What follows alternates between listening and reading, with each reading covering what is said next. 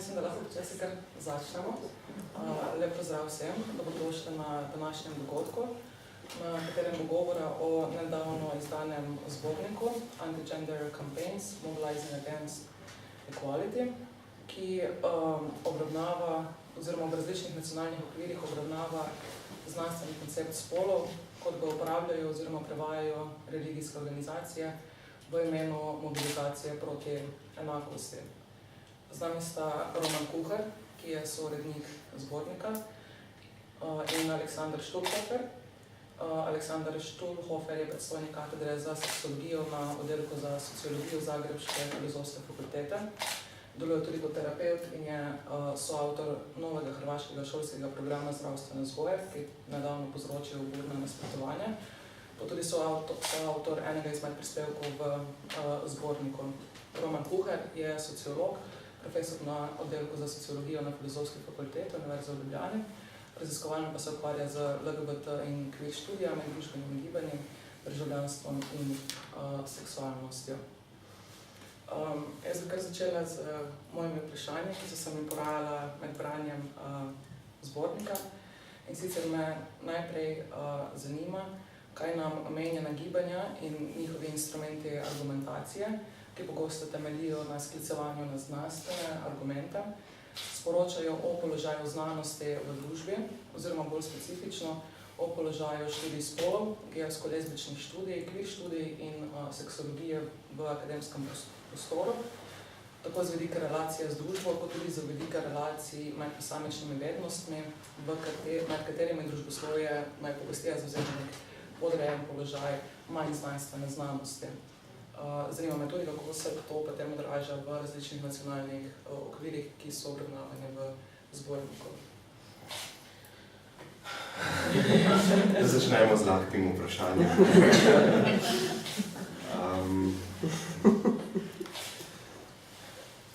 Mogoče bi začel to zgodbo glede te knjige svojo lastno frustracijo, ker iz te frustracije je pravzaprav ta knjiga nastala. David Paternotte, ki je sourednik te knjige, se je najprej zelo branil tega uredništva in sem mogel zelo dolg časa težiti, ker sem vedel, da sam pravzaprav takega projekta ne bom speljal. Se mi je pa zdaj pomembno, da se naredi neka primerjalna perspektiva na evropski ravni, ker tisto, kar sem opažal doma, sem vse pogosteje opažal tudi drugod po evropskih državah.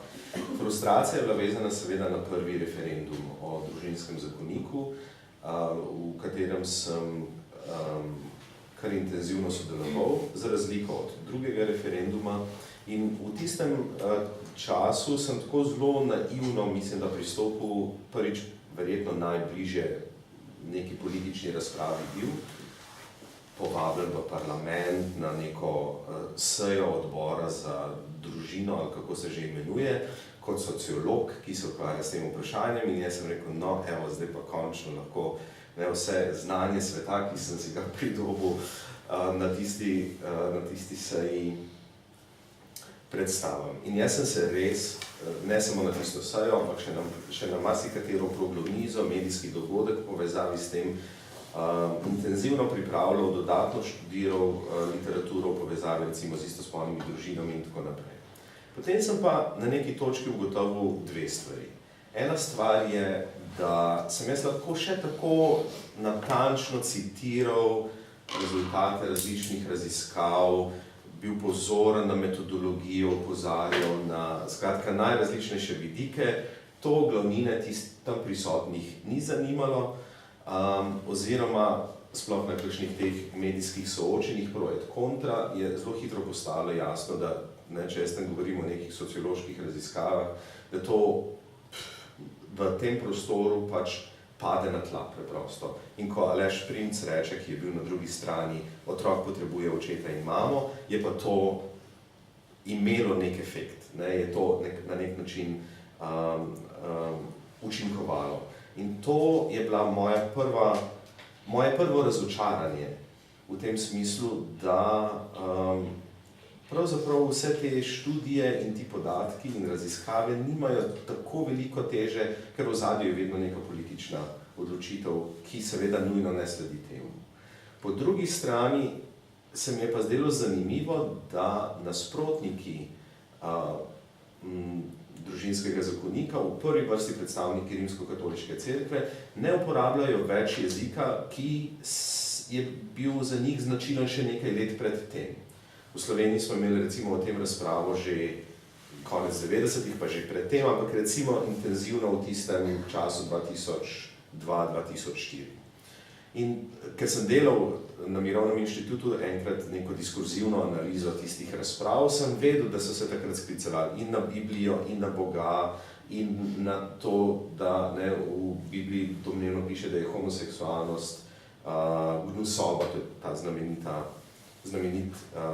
znamenita trditev, ki jo je Rode ponovil na enem televizijskem intervjuju in tako naprej. Skratka, en kup teh bibličnih referenc je bilo. Zdaj, ko sem jih poslušal v parlamentu, pa kar naenkrat teh bibličnih referenc ni bilo več. In ne samo to, ta biblični diskurs je bil zamenjan z nečem, kar se je zdelo znanstveni diskurs. Tudi Strehovec je na drugi strani govoril o nekih številkah, neke študije omenjal popačeno in tukaj mogoče poznate zgodbo, da sem šel proti eni novinarki družine, ki je te podatke zelo popačila in so to zgodbo obrnili takrat, kot da jaz napadem novinarko, ki je bila pa je takrat noseča, jaz tega nisem vedel in seveda tudi nisem poznal, ampak zelo spretno je bilo to obrnjeno kot tik pred najpomembnejšo vlogo, ki jo bo ta ženska v življenju naredila, to je rojstvo otroka, je zdaj tam en sociolog nekaj napada. Skratka, vse te, da sem zelo na hitro povzel te drobce iz te zgodbe, so pri meni povzročile neko frustracijo v tem smislu, se nič ne moram. Pravzaprav so vsa vrata na nek način zaprta. Hkrati sem pa videl, da se te isti argumenti, ista zloraba podatkov, iste raziskave citirajo tudi v drugih razpravah na Hrvaškem, v Franciji in tako naprej. In na tej točki mi je nekako postalo jasno, da smo soočeni z nekim novim fenomenom, da tukaj ne gre za nadaljevanje tistega klasičnega nasprotovanja politikam na tem področju, ampak da je to nasprotovanje dobilo neko novo obliko in tudi novo vsebino in nove strategije in tako naprej. In zdaj, če se vrnem k temu izvornemu vprašanju, kaj lahko s temi raziskavami naredimo in kaj lahko naredimo v primerih, ko so te podatki zlorabljeni. Jaz mislim, da se je zgodilo med drugim sledeče. Pomemben del razprav, ki izvirajo iz tega, čemu danes oni rečejo teorija spola, je usmerjena proti tako imenovanim elitam. In zdaj te elite so, podobno kot teorija spola, nek prazni označevalec. Kaj želim s tem reči? Teorija spola je vse in nič. Enkrat teorija spola pomeni istospolne poroke, enkrat je to povezano z reproduktivnimi pravicami in tako naprej. Skratka, o tem ena avtorica iz Avstrije, mislim, da je naslov članek tega poglavja, da je teorija spola pač prazni označevalec. Ona o tem piše. Tisto, kar sem želel reči, je, da je bil verjetno v Sloveniji napad na te akademske elite pravzaprav ravno odziv na to, da so se v času družinskega zakonika verjetno najprej iz teh akademskih krogov slišali neki utemeljene podpore proti tovrstnemu predlogu družinskega zakonika. Ta družinski zakonik je dobil strani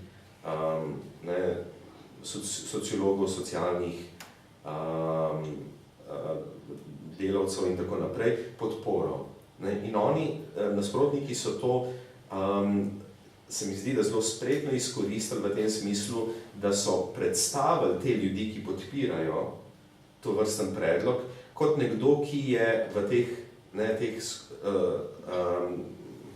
zaprtih prostorih akademskih, elitističnih, ki nimajo stika z realnostjo, ki želijo spremeniti svet, kakršen je in tako naprej. In tukaj je šlo za to preupraševanje znanosti kot take. Mi smo bili, nas je bilo večkrat pozvanih, naj se distanciramo od vseh naših raziskav, ker baje je nekdo ugotovil, da 80% psiholoških raziskav ni mogoče replicirati. To je bil dejansko nek članek, ki je to neko tako raziskavo naredil, ampak nobena od teh raziskav prvič se ni ukvarjala s temi tematikami in drugič v tistem vzorcu seveda ni bilo mojih raziskav, ali pa raziskav koga drugega. Ampak to so bile ene take zelo poenostavljene interpretacije in na to so zelo igrali. In to mislim, da je bila ta uporaba in zloraba znanosti je bila ena od njihovih strategij. In strategija je bila torej upor proti elitam. Tam imamo neke akademike, ki nimajo stika z realnostjo, mi vsi vendarle vemo, kaj je resnica in resnica je, otrok potrebuje očeta in mati in tukaj se debata konča. Tukaj ni prostora za razpravo. S tem so pravzaprav zapirali razpravo in zelo učinkovito. Ne vem, če sem zdaj odgovoril na vprašanje. Malo te bom še vprašala. Kar se opaža tudi v njihovem diskurzu, je to, da ne gre za splošno diskreditacijo znanosti take, ampak za diskreditacijo specifične vrste znanosti, predvsem študij spola in podobno. In pri tem se naslanjajo ne samo na to neko zdravo razumskost, pač pa tudi spet na določen tip znanosti. Torej znanost, ki drži njihove argumente. Skratka, zdi se, kot da imamo na eni strani znanost, na drugi strani pa tudi nekaj, kar se kaže kot znanost. Na nek način bi lahko rekel, da so ojačali to, kar med vrsticami v akademski skupnosti velja, čeprav nihče tega ne bo rekel na glas. In to je, da je kvalitativna metodologija in znanost, ki temelji na kvalitativnem raziskovanju, malo bolj soft in ni tako oprejemljiva, da hardcore kvantitativci, tam je pa stvar oprejemljiva in realna. Zdaj sem zelo popačil to, ampak neka ta distinkcija vendar je obstaja. Oni so pa to popačali do konca. Ampak tako zelo selektivno, ko jim je nek podatek služil njihovemu cilju, je bil to podatek, ki ni bil problematiziran, ki je bil relevanten, kjer širši kontekst vprašanja metodologije in tako ni bilo postavljeno pod vprašanje. Če je nek podatek govoril proti njim, je bilo to takoj diskvalificirano kot neresno, kot premajhni vzorci, kot niso longitudinalne raziskave in tako naprej in tako naprej. Skratka, hecno je, v bistvu je hecna situacija. Po eni strani so poskušali diskvalificirati družboslovno in humanistično znanost, po drugi strani so se pa hkrati na njo sklicevali. Švedska raziskava je pokazala to in to, finska raziskava je pokazala to in to. Kakšne so pa vaše izkušnje, glede na to, da primarno delujete predvsem v polju seksologije? Ja ću se samo ispričati na početku, mogu samo na hrvatskom, odnosno ne mogu na slovenskom. I primijetio sam da je moje razumijevanje slovenskog malo zakrčalo, tako da ako u među vremenu na sljedeće pitanje počnemo odgovarati potpuno bez veze, signalizirati. Mislim da je ovo jako zanimljivo pitanje i s obzirom da ste kolege, mislim nije potrebno puno toga obrazlagati, nego samo otvoriti diskusiju. Čini mi se da je ovo jako važno pitanje. Za mene osobno ovo pitanje u svemu tome što se negativno dogodilo bila jedna pozitivna stvar, koju sad nakon 3-4 godine mogu priznati, jer to je ovo čemu pričamo je zapravo na neki način dovelo do kraja moju aroganciju profesora. Ja sam doista mislio da, budući da ja znam stvari, za razliku od drugih s kojima moram diskutirati, naprosto zato jer u televizijskom studiju mora biti druga strana, osjećao sam se superiorno i vjerovao sam da samim time što znam bolje, što sam istraživač, to znači da će javnost vjerovati meni. I mislim da ono što vidimo sada, ne samo u ovoj tematici o kojoj pričamo, mislim da je to doista sign of the time, duh vremena. Pogledajte sa vakcinacijom, ista stvar. A to je da zapravo znanstveni diskurs, ili ako hoćete, ona moderna racionalnost, više ne funkcionira. I autoritet znanosti sam po sebi više nije dovoljan da bi bilo koga uvjerio. Što znači da zapravo što god pokušavali učiniti u javnosti, moramo osmisliti bolji način. Vrlo kratko ću reći zašto mislim, odnosno na koji način autoritet znanosti danas je postao upitan i kako to koriste oni s kojima sam se ja sučeljavao, a i Roman. Pokušavam izbjeći mi i on, teško. Ja mislim da kad gledamo zapravo početak, ili barem jedan od početaka je zapravo na lijevoj strani, na ljevici. Poststrukturalizam i dekonstrukcija. Koji su ne bez argumenata, rekli svaka znanost je i dijelom ideološka znanost. U tom smislu Roman je spomenuo jednu strategiju kojom je strana u debatama, recimo, o homoseksualnom braku, o seksualnoj edukaciji koristila je bila doista naša i vaša znanost. Dakle, na svaki argument s kojim bi došao da je neko istraživanje pokazalo to i to, oni bi rekli, ali imamo i mi istraživanja koje potvrđuju ono što mi mislimo. Koliko god to izgledao prazan retorički argument, on je zapravo vrlo efikasan. Zašto? Zato jer za prosječnu javnost, i sad opet zvučim arogantno i trudim se ne biti, ali za prosječnu javnost obrazlagati koji su kriteriji kvalitete znanstvenih istraživanja. Kako nije isto da li se neki članak objavio u vrlo prestižnom časopisu koji ima sjajne recenzente, a neki u open access, izdanom u Indiji ili što god hoćete, nije isto. Ali objašnjavati to je izgubljen posao. Dakle, to je prva strategija. Naši znanstvenici kažu ovo, vaši kažu ovo. Implikacija je, znanost je relativna i to je drugi jaki argument. Da, jedan od tih posebno čini mi se jakih stavova ovdje, odnosno argumenata, a na koji se, po mom mišljenju, ako smo doista znanstvenici, ne možemo buniti, odnosno ne možemo ih opovrgnuti, je argument koji kaže, ok, znanost je do sada rekla to i to, ali što znamo što će biti sutra? Možete li doista tvrditi, koji god element debate uzmemo, da se neće upraviti istraživanje koji će pokazati da se društvo mijenja, da se nešto mijenja, da će rezultati biti drugačiji.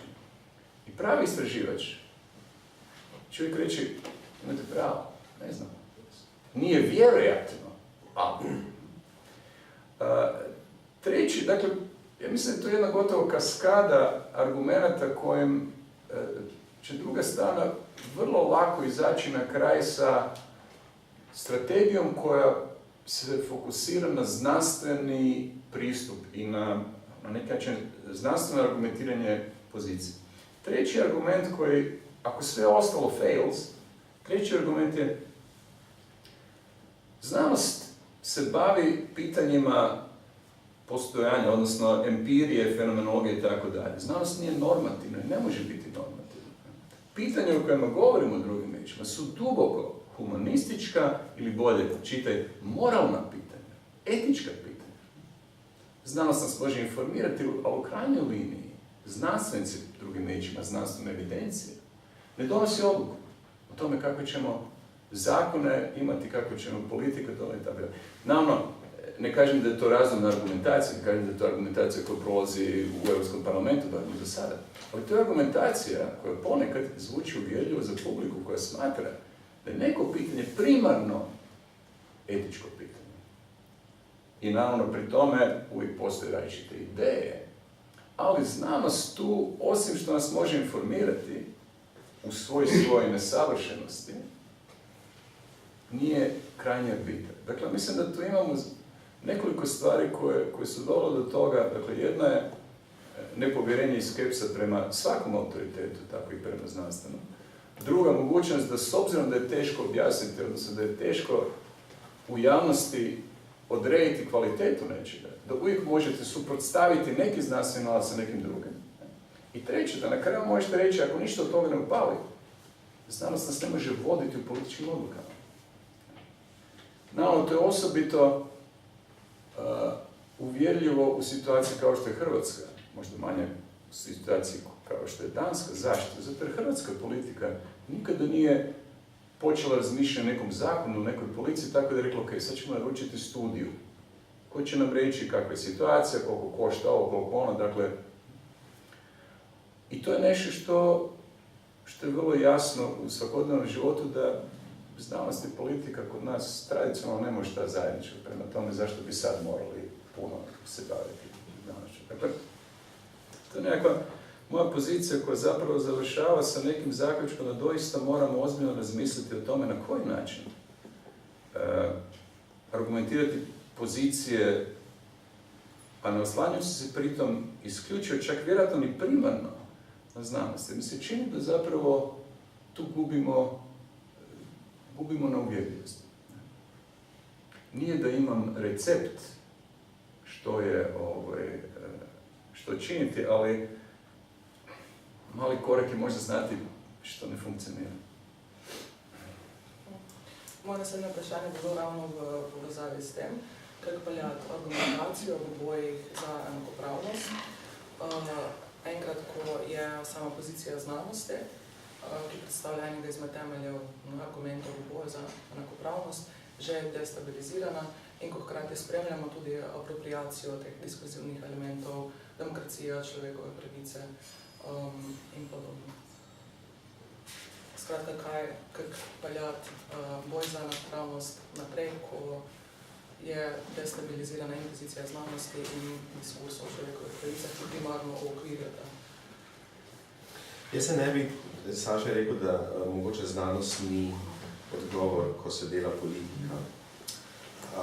Jaz se ne bi tako enostavno temu odpovedal, čisto egoistično, kaj pa bi pa sicer počel, malo se hecam. Ampak recimo, ne vem, Saša, kako je bilo pri vas, ko ste delali to zdravstveno vzgojo, kakšna je bila argumentacija v ozadju. Ampak pri družinskem zakoniku argumentacija tisto pred zakonom se je v veliki meri sklicevala ravno na psihološke in sociološke raziskave. In tukaj so različni ljudje iz akademije v bistvu sodelovali pri tem, pri pripravljanju tega. In ja, strinjam se s tem, da seveda nobena znanost ni objektivna in da je potrebno biti vedno pozoren na točkah, ko nekdo reče, da to, kar jaz pravim, je edina, je resnica in to je na ozadju, verjetno se nekaj skriva. Ampak tisto, kar se je zgodilo, zdaj sem nekaj vračal še nazaj k tem prvem vprašanju, tisto, kar se je zgodilo v tej razpravi, verjetno nismo bili pripravljeni na to, kar se je rekel Saša, da nima smisla razlagati, ne vem, da neka raziskava, ki je objavljena v tej reviji, ali pa neka raziskava, ki je objavljena v tej reviji, nimaš časa, ker ko imaš te pro et kontra debate, ko je minuta na eni strani in minuta na drugi strani, zgubiš preprosto tla pod nogami, če greš take stvari razlagati. Ampak te stvari so pa ključne.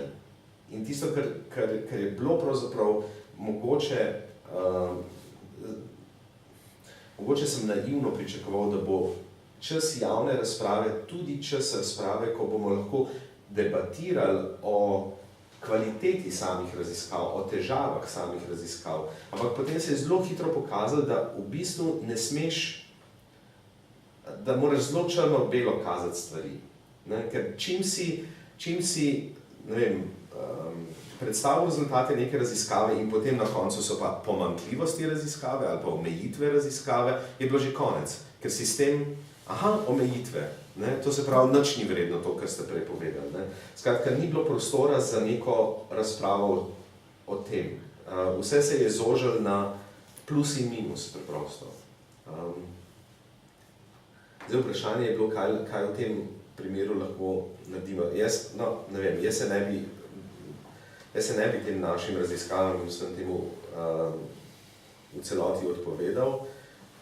Je pa verjetno potrebno premisliti, na kakšen način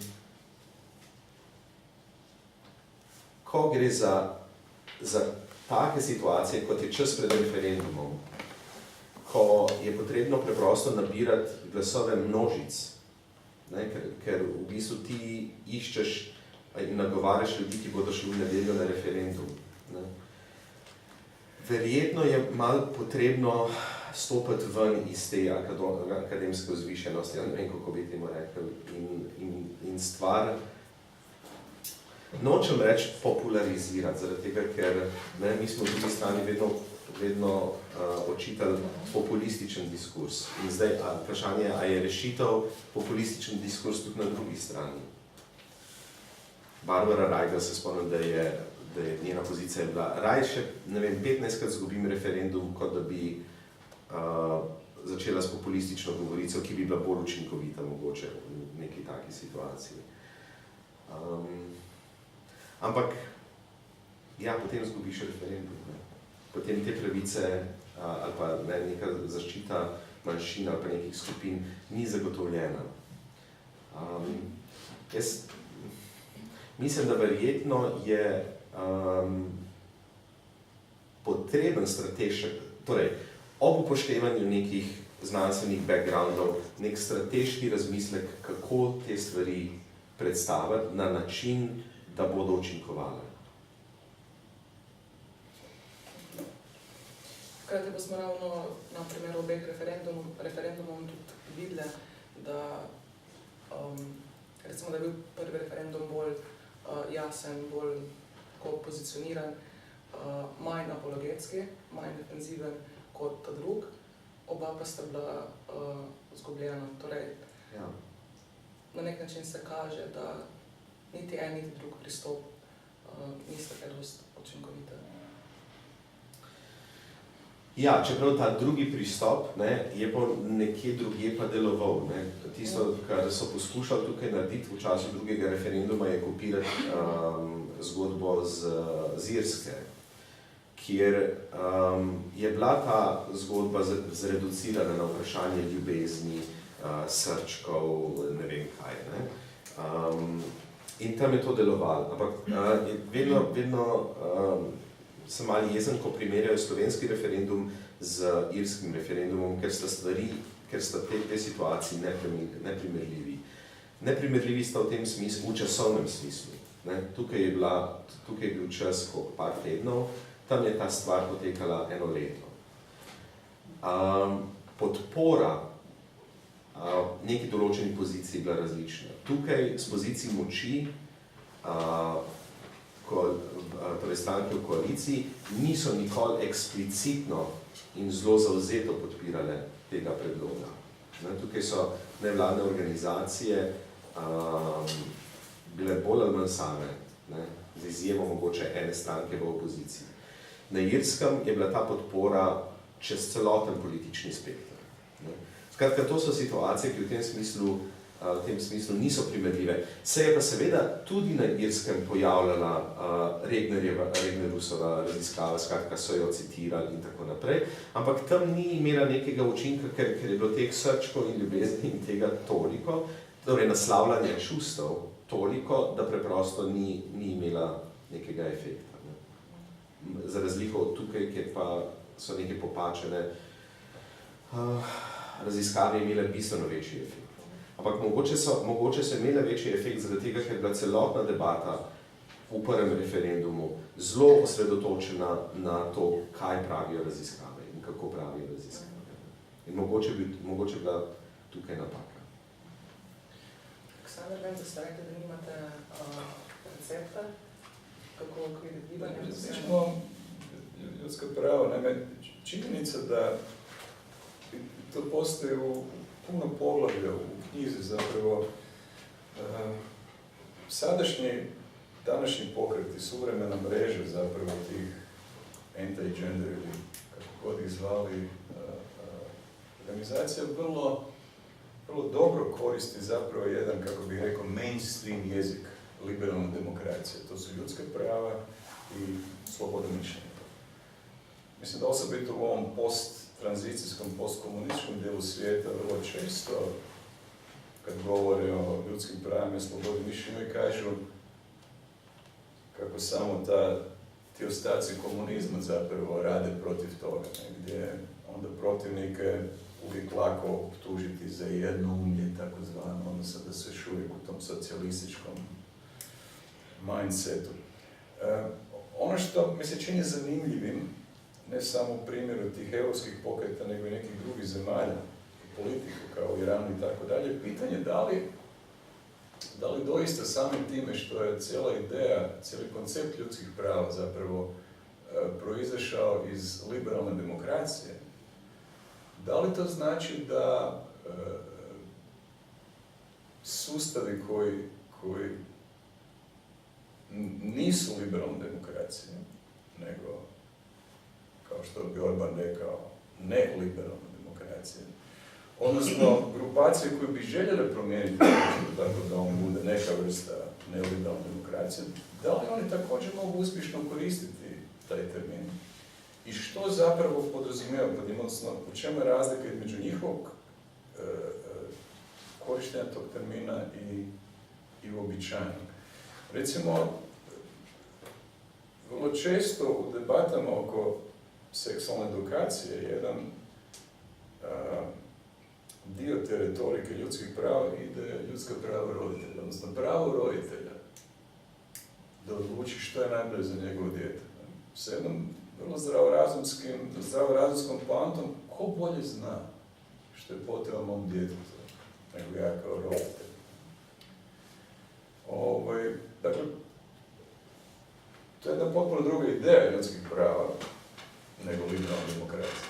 Demokracija je koncept zaštite manjina i određenih prava koje su ugrožene samim time što su manjinska ili sa postojećom društvenom praksom. Ovdje se zapravo radi o jednom vrlo zanimljivom ideji širenja slobode, koja na drugoj strani, kad recimo država ili Europski sud kaže, gledajte, pravo roditelja ne može biti ispred prava djeteta i tu moramo naći neki balans.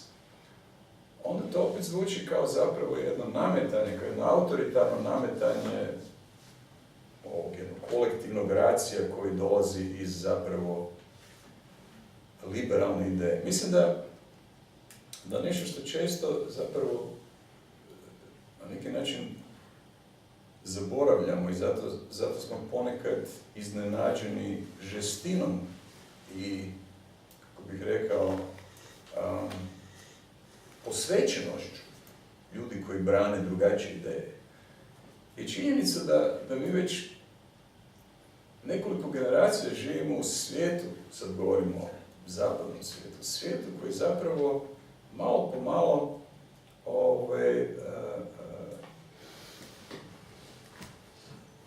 se može karakterizirati kao život u jednoj permisivnoj kulturi.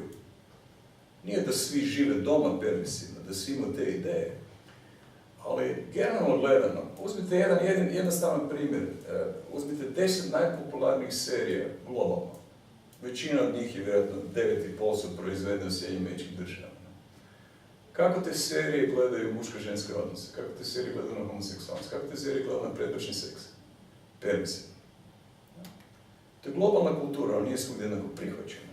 Ali to je nešto što izgleda kao ono što smo obukli, ono što nosimo svaki dan. Dominantni stil.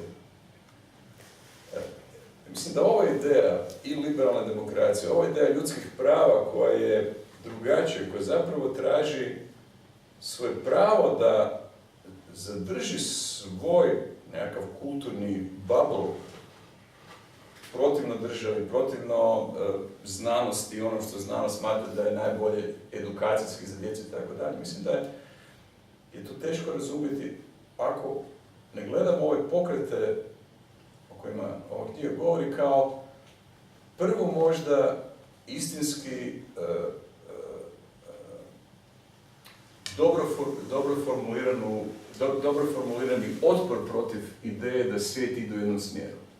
Da svijet ide prema sve većoj liberalizaciji, odnosno permisivnosti.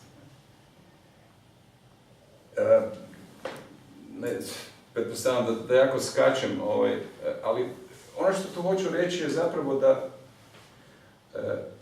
ne samo da nekako, barem ja nisam bio svjestan toga koliko takav svijet nekima ide na živce, samo su dugo vremena nisu našli pravi glas, šutjeli su, nego isto tako mi ponekad zaboravljamo koliko ta slika permisivne svakodnevnice, Friends serija recimo, koliko ta slika možda doista ne korespondira uvijek, bez obzira na popularnost tih kulturnih produkata, ne korespondira sa većinskim životom.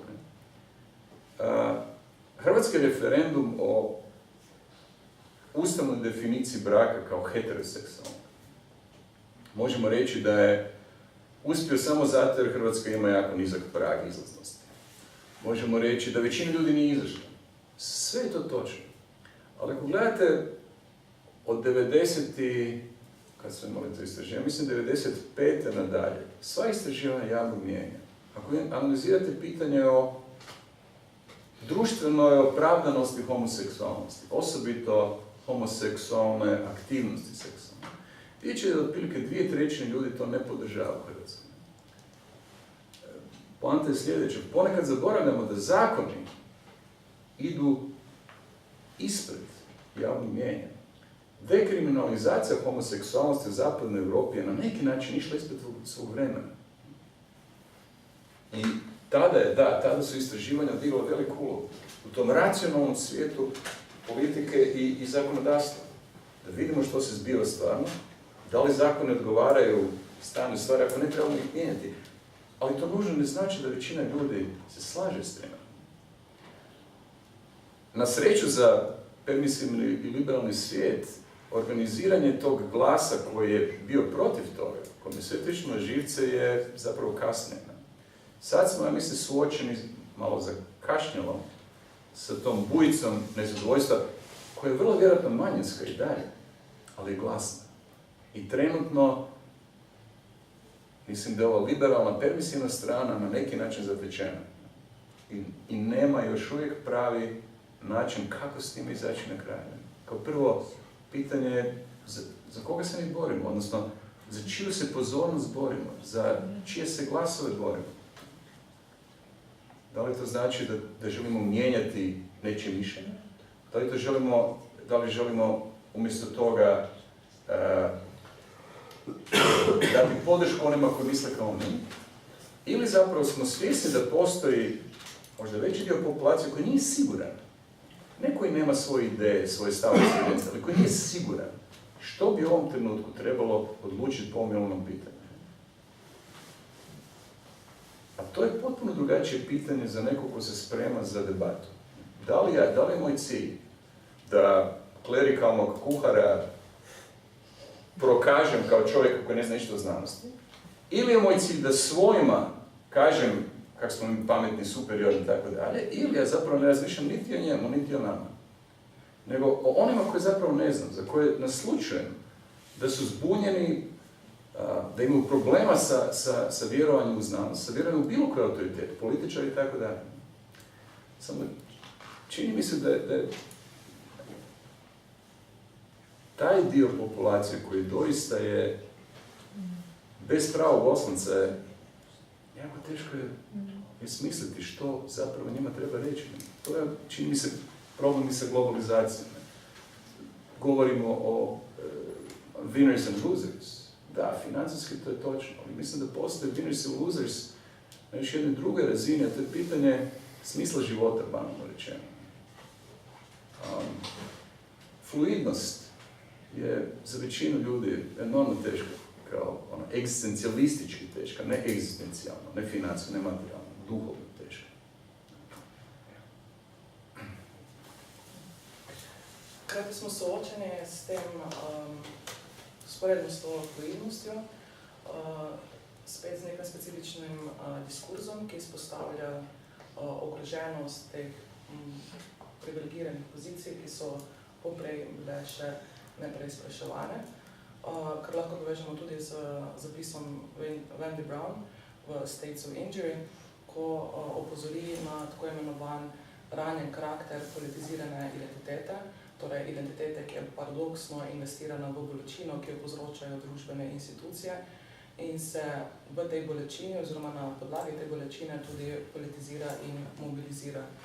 Ko se politika ustvarja v tem kontekstu oziroma v imenu večjih ali manjših družbeno zadanih poškodb, resnice, ki je prepoznana kot taka, torej kot legitimna, prepričljiva, neredko postane resnica tistih akterjev, ki uspejo učinkoviteje in bolj prepričljivo producirati govor, ki ponazarja to bolečino, ne glede na realnost družbenih razmerij moči. Skratka, politična resnica je resnica občutene subjektivne bolečine oziroma bolečine, kot jo doživljajo, zaznavajo in artikulirajo z različno močjo individualne in kolektivne akterje. Naprimer, s tako spostavljeno in izpostavljeno bolečino zarodka se negira bolečino družbene skupine oseb, ki so jih potencialno ali pa tudi realno odkratene reproduktivne pravice za bolečino, ki je zadana na strani družbenih struktur, raznospolne družine in njenega družbenega statusa, se negira prizadevanja k enakopravnosti istospolnih partnerskih zvez. Kako se tako imenovana politika RAN odraža v kontekstu teh anti-gender campaigns in ali lahko v tem potencialno beremo tudi šibke točke identitetnih politik.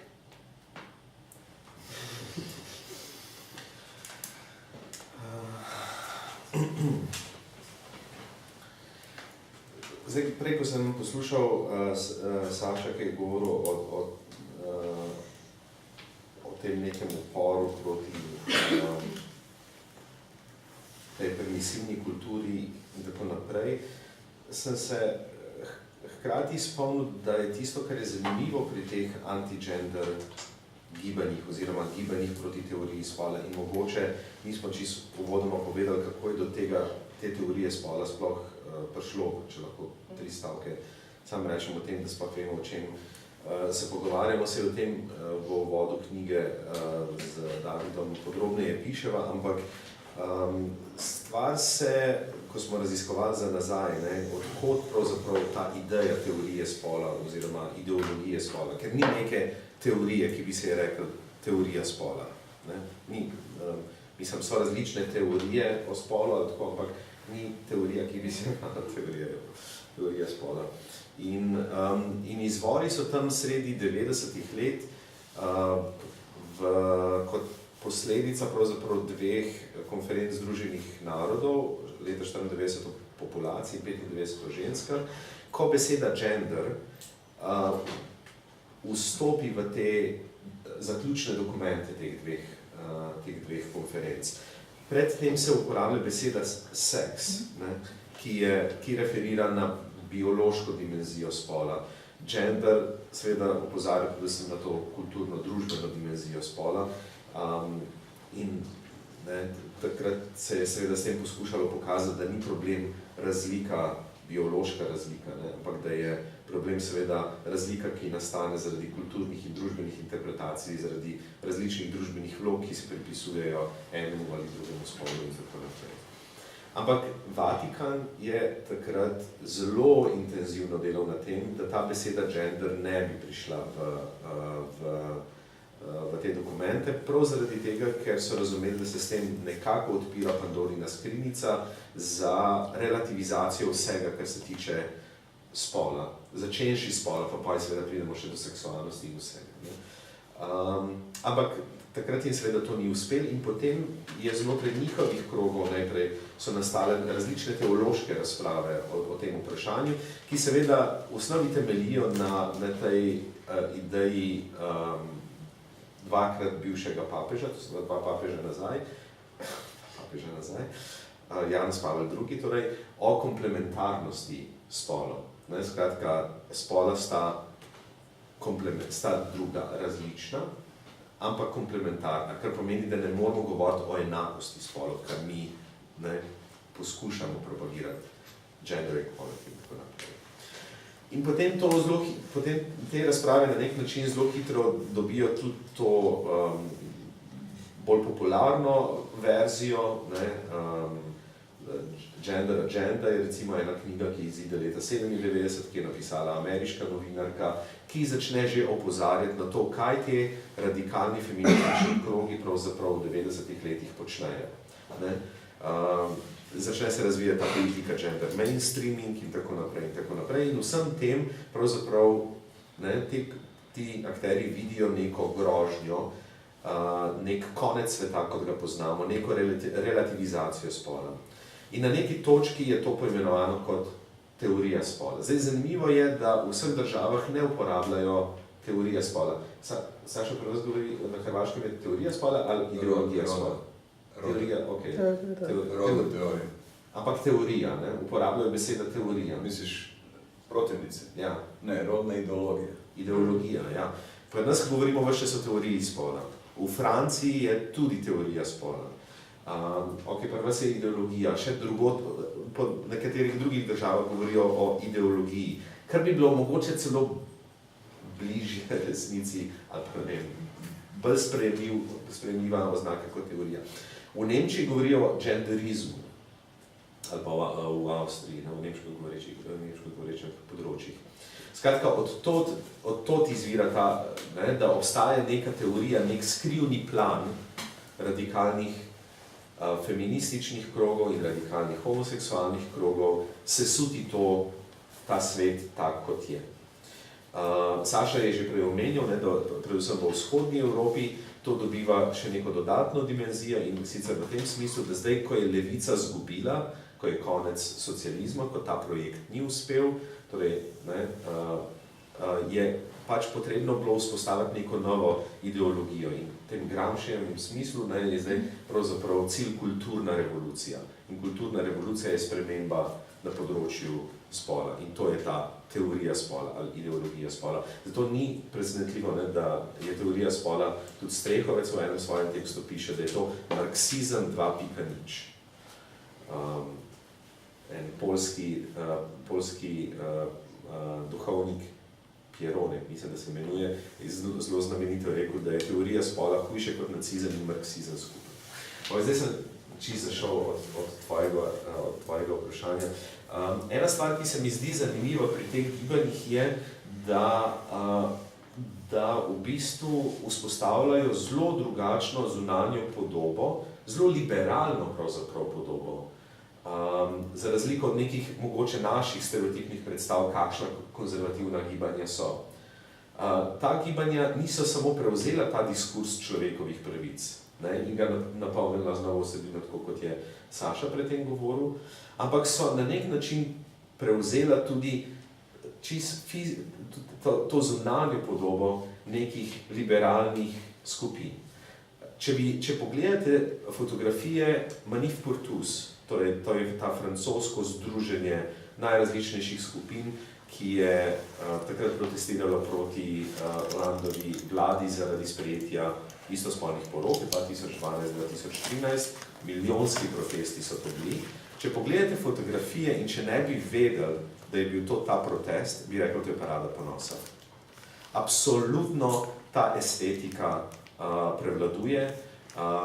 To so neke ta mladi, žive barve in tako naprej, seveda roza in modre, ampak okej.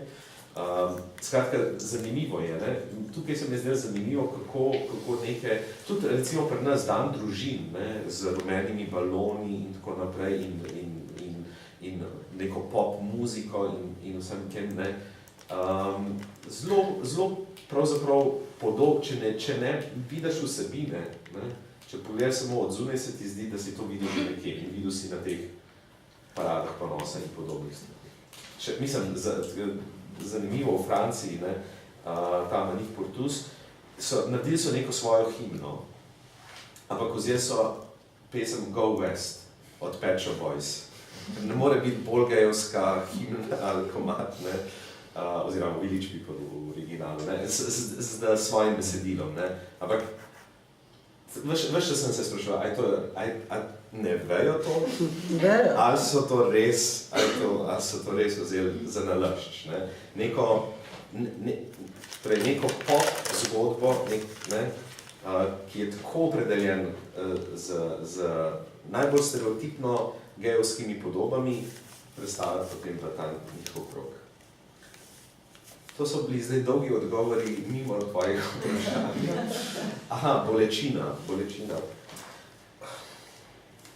Ja, osrednja figura vseh teh gibanj je nedolžni otrok. To je tako ali drugače, karkoli, ne, o čemerkoli že govorimo, center teh razprav je, na sredi je nedolžni otrok.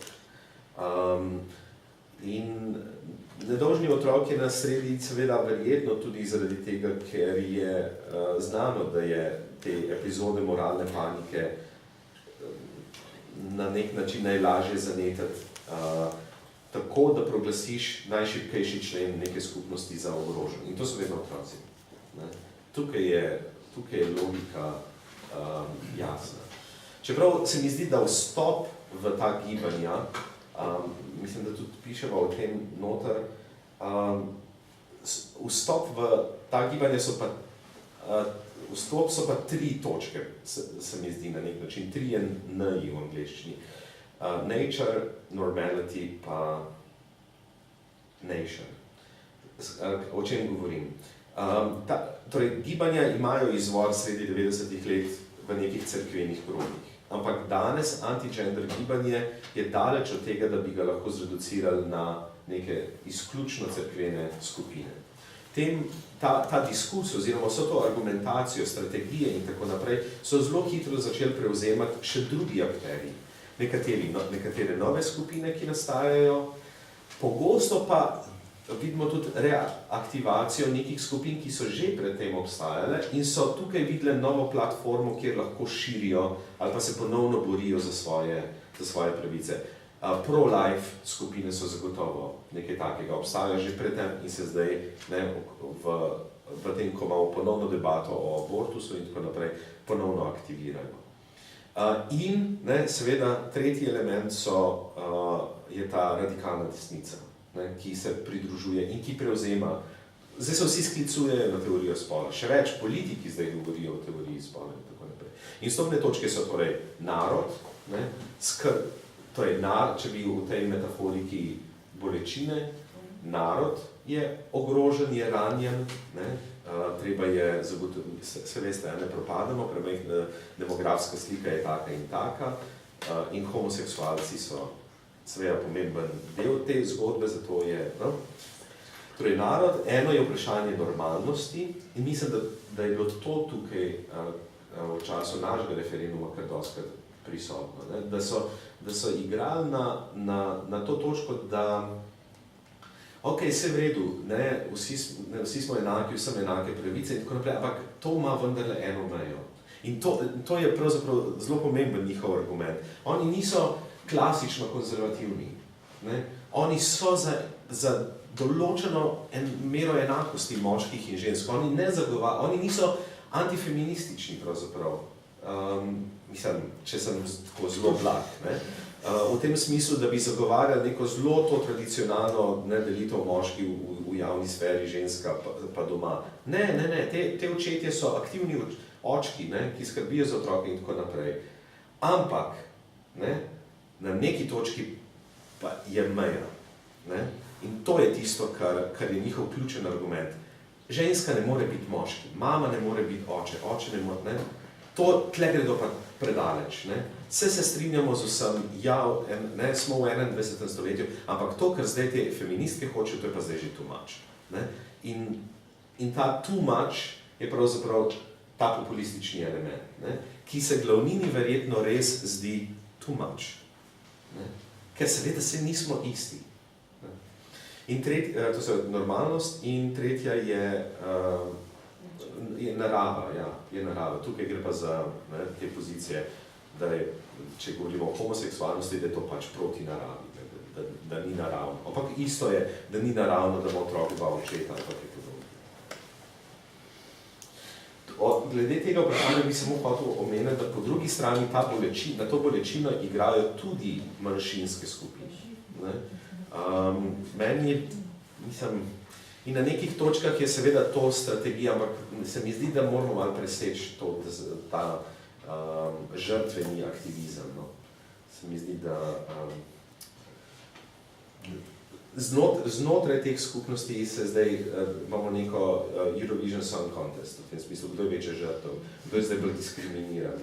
In na teh točkah zgubljamo energijo in voljo na mesto, da bi uspeli neko združeno fronto narediti, ne med sabo se v bistvu, ampak vse mod. Se na to se tudi navezuje moje vprašanje v povezavi s šibkimi točkami identitetne politike. A to dvoje povezuješ v smislu tega žrtvenega aktivizma in identitetne politike? Jaz sem, ko sem se s tem nekaj na ravni doktorata ukvarjal, sem mislil, da je rešitev tako imenovana problemska politika, v tem smislu, da se ti združaš, da ni identiteta tista, kar poganja neko politiko ali pa neko politično delovanje, lahko tudi, ampak v osnovi, da se združaš okrog nekega problema, ne, ki si ga delijo različne identitetne pozicije. Ampak tega nismo sposobni. Mislim, to se je pokazalo v času družinskega zakonika, se mi zdi zelo dobro. Sej so bili neke podpore sem in tja, ampak primarno je bilo to razumljeno kot vprašanje gejev in lezbijk. In zdaj, ko je vprašanje abortusa, bodo to ženske. Pa kakšno peticijo mogoče podpišeš. To je to, še vedno zelo sindikalistično delujemo na teh področjih. To je moja tema, to je pa tvoja tema. Recimo, Parada ponosa je v zadnjih letih, vem, da so poskušali razširiti, vključiti nove teme, razširiti. Ampak, a se je to res v smislu participacije poznalo? Ne vem, je težko soditi ljudi, aha, ti si pa tist, pa ti si tist, pa tako naprej. Ampak ne, se mi zdi, da so te meje med nami še vedno zelo. In nimam odgovora na to, kako, v teoriji lahko rečem, ja, dajmo se tam, ko imamo skupen problem, dajmo ta problem nasloviti, ne glede na to, kakšna je moja identitetna pozicija. Bi še kaj dalje povezali s politiko rani? Oda. Profesor je. To sada konfuzno ne želim nastaviti u istom tonu. Šalim se. Htio bih predložiti nešto o čemu sam sad razmišljao, politika identiteta. I na neki način mi se čini da ovaj glas koji druga strana nije imala i koji je sada vrlo glasan, da je to glas koji je zapravo dobro preuzeo sve bitne odrednice onoga što se u mainstreamu profiliralo. To su ljudska prava, to je politika identiteta. Pokušat ću dati jedan primjer. Nekad davno transrodno se zvala transseksualnost. I transseksualnost se zapravo svodila na osobe koje su željele manje više napraviti tu kiruršku tranziciju i živjeti kao osobe drugog spola nakon toga. Pomogućiti da se više niko ne sjeća da su bili nešto drugo. Dakle, jedan privatni svijet. Transrodni pokret danas ima potpuno drugu intenciju. Mislim da svaka politika identiteta ima dvije karakteristike. Prva je život je borbeno bojno polje. Ja se moram izboriti za prepoznavanje, za priznanje toga što jesam. A to znači da osim što je život bojno polje, život, odnosno svijet je pozornica. Ja želim biti prepoznat kao to što mislim da jesam i tako dalje. Konsekvencije toga trenutno, bar kad je u mojoj struci riječ, se svode na zapravo vrlo agresivnu kampanju dijela transrodnog pokreta protiv bilo kojeg znanstvenog autoriteta. Se vraćamo na početak, sam s lijeve strane ovaj puta. Bilo kojeg znanstvenog autoriteta koji se drzne reći da možda osobu sa 12 godina, sa 10 godina, koji se čini da ima neki transrodni osjećaj, tako dalje, da možda nije dobro odmah gurnuti u tom smjeru i reći roditeljima da. Nego možda treba malo pričekati, možda treba vidjeti.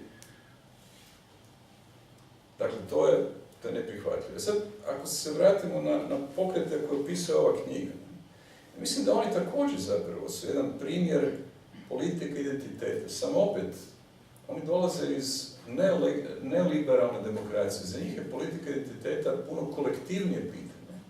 A to je zapravo pitanje, može li katolik, da možemo to i šire, može li katolik doista živjeti kao katolik u svijetu koji je duboko permisivan i koji postaje sve permisivniji? mogli doista živjeti svoju vjeru isključivo unutar svoje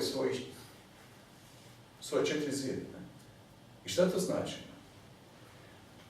Desetljećima, nakon Drugog svjetskog rata, u razdoblju liberalizacije i tako dalje, mnogi katolici, mnogi vrlo religiozni katolici su živjeli tako, i protestanti u Americi slično. Sad odjednom, ja mislim da su oni došli u tu situaciju gdje preuzimaju tu ideju politike identiteta i svijet doživljavaju kao bojno polje i kao pozornicu. Bojno polje u smislu da bih ja doista mogao živjeti slobodu svoje vjeroispovijesti. Svijet mora izgledati drugačije. Ja ne mogu biti katolik. Ako moja djeca rastu u sredini koja zapravo njeguje drugačije vrijednosti od mojih, svijet je bojno polje. Druga stvar, svijet je isto tako pozornica. Jedna od važnih stvari koje karakterizira ovaj pokret nije samo borba oko određenih issues, homoseksualni brak, abortus, seksualna edukacija, što god. Jedan važan dio toga je pokazati da postojimo, tko smo, kakve su naše vrijednosti. Jedna od važnih stvari, recimo u Hrvatskoj, za te mlade ljude koji dijele letke, koji obavljaju niz volonterskih poslova u sklopu ovog pokreta, i pokazati jednim drugima da nisu sami, da postoje kao društvena snaga, da postoje drugim riječima kao politički identitet. Nekad davno, jednom sam razgovarao s jednom grupom mladih katolika koji su doista pokušavali živjeti u čistoći vjere. Nema seksa prije braka. Naravno, definicija seksa može varirati, ali that's the bottom line. I godinama sam nakon toga pričao svojim studentima kako su oni zapravo, ne samo specifična seksualna kultura, oni su zapravo seksualna manjina. U smislu da kad jedno tako dete se nađe u krugu drugih koji ne pripadaju toj uskoj gotovo sekti, on ili ona će biti smiješni, nazadni. Danas nije tako. Danas ta grupa vjerojatno nije puno veća nego što je bila. Ali danas oni gledaju jedni druge kao jedan kolektiv, kao jedan pokret koji je dobio glas i kojeg se sluša zapravo. Barem se čini formalno da se sluša u društvu. Drugim riječima, kad se pojavi neki kazališni plakat koji vrijeđa njihove osjećaje, krenut će peticije, krenut će e-mailovi, krenut će niz debata na društvenim mrežama. To je glas. Ja mislim da je to politički identitet kakav smo do sada zapravo primarno vezivali uz možda stvari koje su nam bile puno simpatične.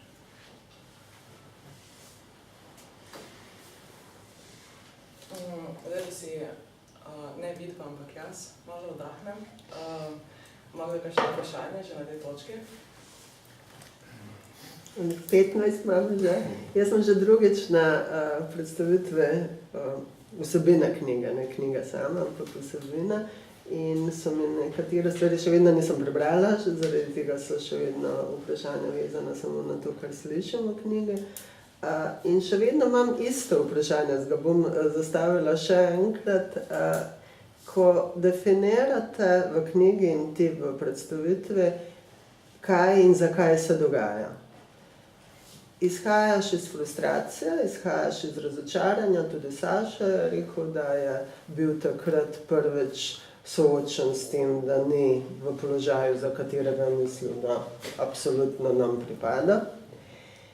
In jaz sem takrat se spraševala in zdaj se sprašujem. Ta frustracija in ta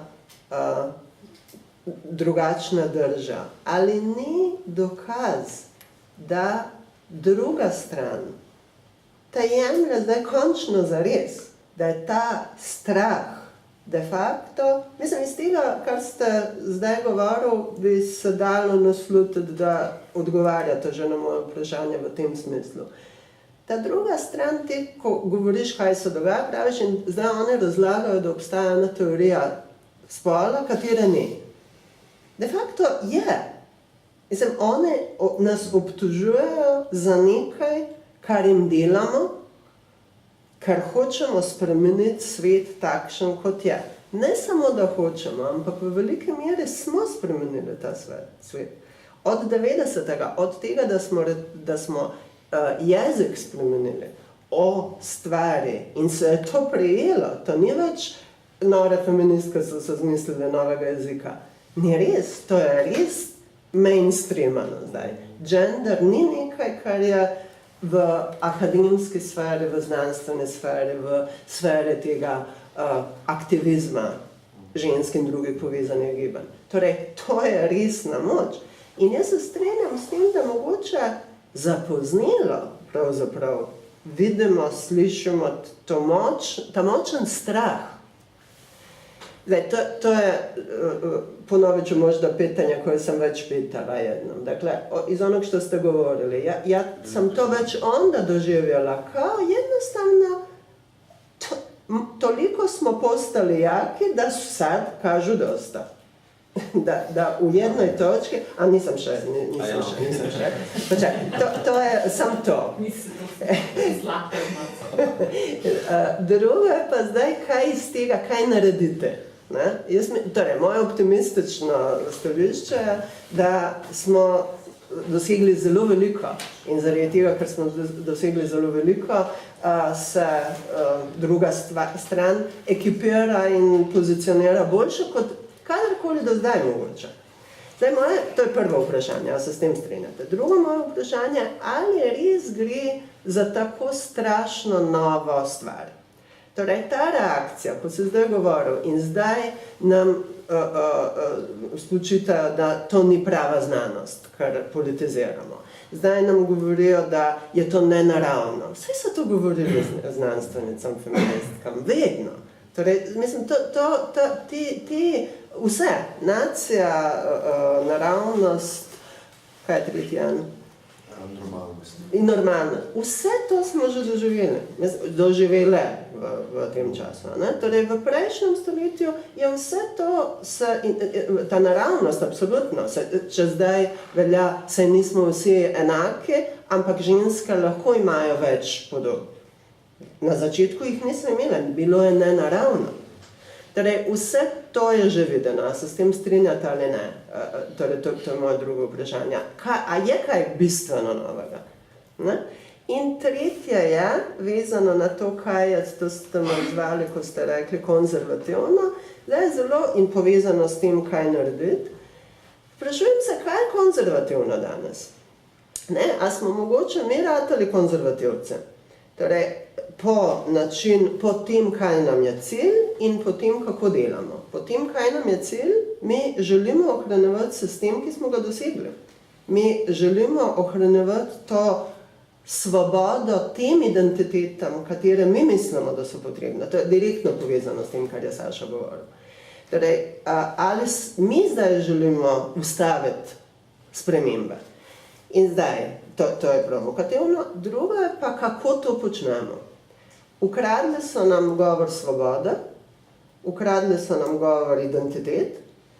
To, česar se zelo držimo in mislim, da to ne vem, če je produktivno, je ta naša drža, ampak pogledajte, mi imamo dobra znanost, ne strastna znanost, dobra znanost, objektivna znanost, kvalitativna, ampak dobra, zapisana v dobrih revijah, cenjenih. In tukaj se hočemo prikazati kot manj strastni, manj politični, kot de facto smo. Mislim, in ta naša drža morala je nekje drugje, to je Saša govoril, oni se ukvarjajo z moralo, mi se pa ukvarjamo naše področje znanosti. Ali naj zdrsnemo? To ni populistično, ne? Jaz sem na Barbani 10-krat, 100-krat bi izgubila, ne bi populistično. Ampak ali to pomeni ne bi strastno in ne bi politično? Torej, to je moje tretje vprašanje. Ali se bojimo biti strastni in politični, znanstveniki in znanstvenice in to jasno pokazati. V okoliščinah, v katerem se vse emocionalizira. Politika se emocionalizira, vse se emocionalizira. In jaz ne govorim o tem, da moramo biti populistično emocionalni in da moramo populistično uporabljati. Jaz se samo sprašujem, a se dejansko mislite, da niste? Mislim, to, kar izbereš za predmet znanstvenega raziskovanja, to definira. Mislim, to je politično vprašanje, se to vemo. Evo. To so zanimiva 3 vprašanja, zato ker si na prvo in drugo vprašanje s tretjim odgovorila. Nisem čest, to sem jaz, zdaj pa moraš še ti. Ok, prvo vprašanje je bilo, če ne gre v bistvu za situacijo, kjer je nasprotna stran končno začela, če zdaj govorimo sploh, ne, da imamo 2 strani. Ja, to je eno pod vprašanje, kdo so one? To niste nekje, en odgovor bi rada, kdo so oni. Oni so tisti, ki se združujejo okrog te ideje teorije spola, recimo, da je to. Ja, in tukaj so novi akteri, ki nastanejo prav iz te razprave o teoriji spola, kot so Manif Portus v Franciji, kot so v ime obitelji na Hrvaškem, kot so Za otroke gre v Sloveniji. Hkrati so v tem gibanju stare skupine, ki obstajajo že predtem, pro-life skupine, ne vem kaj. Ne? In tretji element so bodi si neki medijski akteri in tudi določeni akteri iz akademskega prostora, ki se sicer mogoče ne bi prepoznali ali pa niti ne bi želeli biti kot del tega gibanja, ampak temu gibanju določeno podporo ali pa legitimacijo nudi. Približno tako rečete. No? Ampak prvo vprašanje se mi je zdaj zanimivo, če ni to zdaj, če ne bi mogli biti mi srečni, da zdaj doživljamo tak udarec nazaj, zaradi tega, ker to pomeni prepoznanje nekih politik oziroma mainstreamizacijo tega. In stvar lahko vzamemo tako. Jaz bom zdaj za nalašč stvar obrnil okrog in bom rekel, da smo v situaciji, ko je, če zdaj res govorimo o njih in o 2 straneh, ko je ta stran liberalna začela resno vzeti drugo stran. Kaj s tem mislim? Ko so glasašom na čaju pred tem pogovorom, sem vprašal, kako je zdaj na Hrvaškem, ne? Ali se kaj dogaja v zvezi s tem. Ne? In njegov odgovor je bil, da trenutno nič posebnega, ampak vsi smo oprezni. Vsi smo oprezni v tem smislu, kaj poveš in na kakšen način poveš. Ker se na nek način nanaša na tvoje tretje vprašanje, koliko smo lahko strastni in politični, ko delamo znanost, pravzaprav. Ne?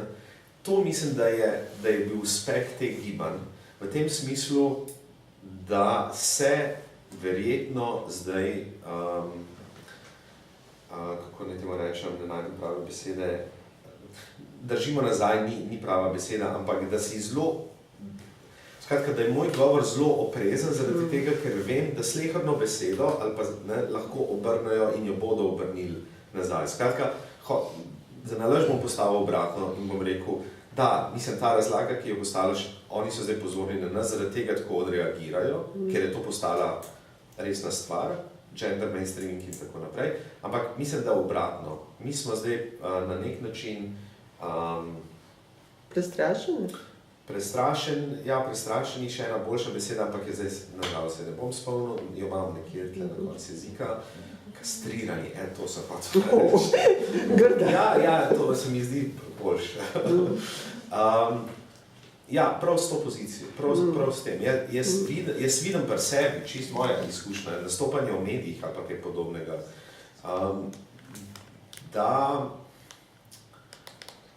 da je bila sploh okrog teh razprav o družinskem zakoniku do določene mere včasih kastrirana. Ne vem, kako drugače boljše opišem to situacijo. In ta kastracija pomeni pravzaprav priznanje te druge strani.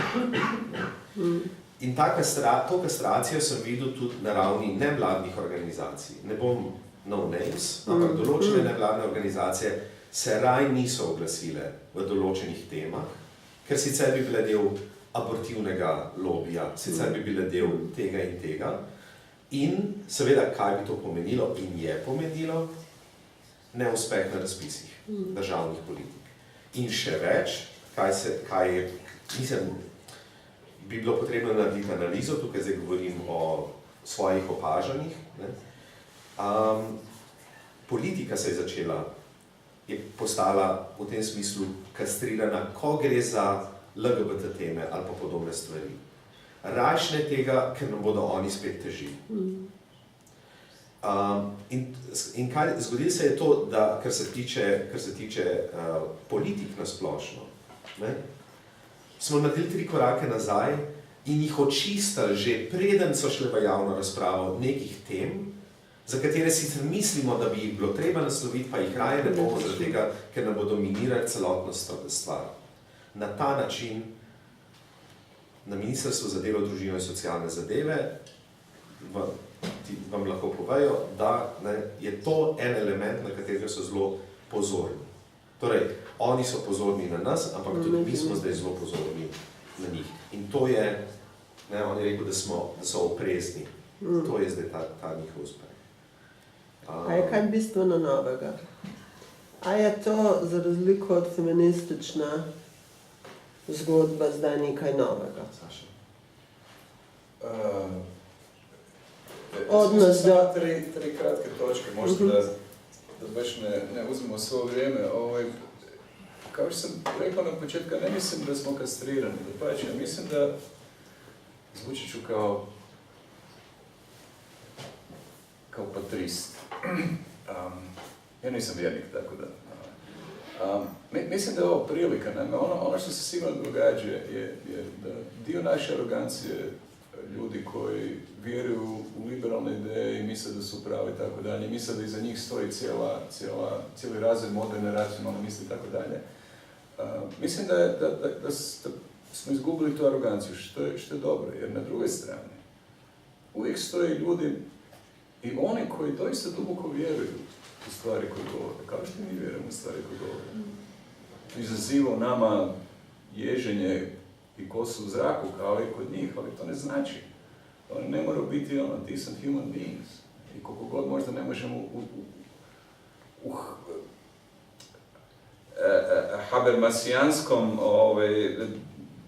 dijalogu koji će dovesti do društvenog boljitka razriješiti naše razlike, to svejedno ne znači da ih nije dobro razumjeti. A to arogancija uglavnom sprečava. Ili kastracija na kraju kraja, mislim, da bude on, mislim.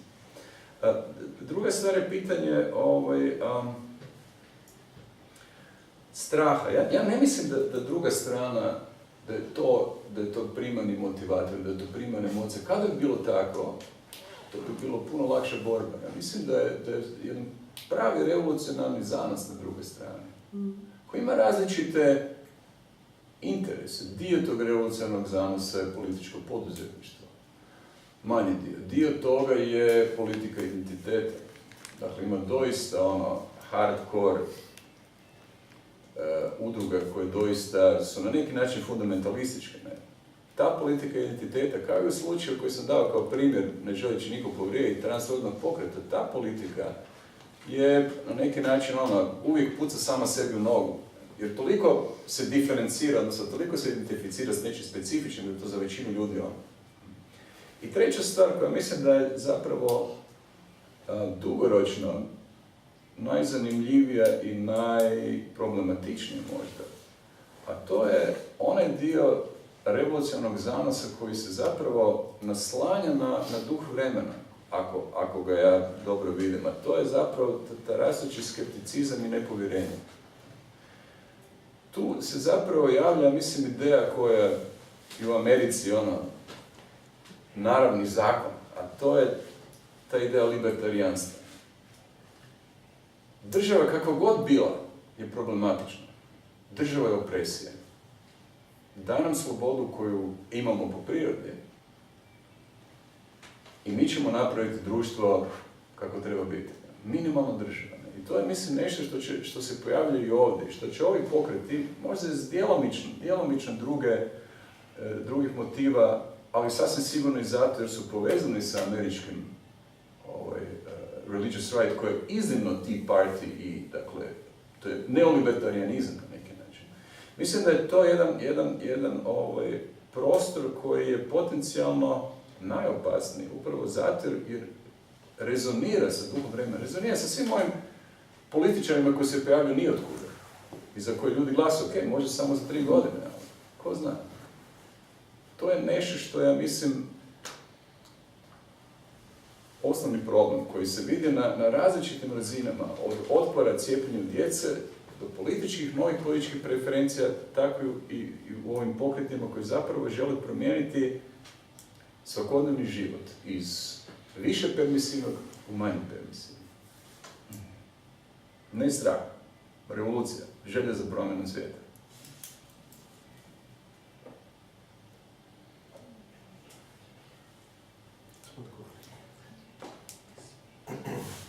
Sem še eno vprašanje povezave s temi identitetnimi politikami, Roman, ki si že prej sam izpostavil tudi problemske oziroma koalicijske politike, ki se izpostavljajo preko nekih skupnih interesov, preko skupnih problemov. Kar je zanimivo je to, da Butler svoje najbolj znano delo Gender Trouble oziroma težave s spolom zaključuje s pozivom k tem koalicijskim politikam na mesto identitetnih politik.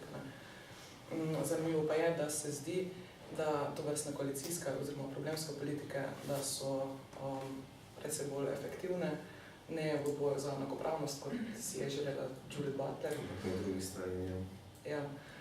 In moje vprašanje v zvezi s tem je, kako razumeti ta pojav, oziroma lahko rečemo, da skratka, kar me zanima je to, kaj ovira podobne koalicijske oziroma problemske politike v boju za enakopravnost, pri tem, da ne dosežejo podobne mobilizacijske moči in učinkov. Zelo na kratko imam tukaj pravzaprav odgovor. Tisto, kar je lepota ali pa prednost teh gibanj liberalnih, kako bi jim rekli, je hkrati tudi njihova največja težava. In to je heterogenost glasov znotraj teh skupin. Ta heterogenost glasov je tisto, kar je, ne vem, če je lepota prava beseda. Bogatstvo. Prosim? Bogatstvo.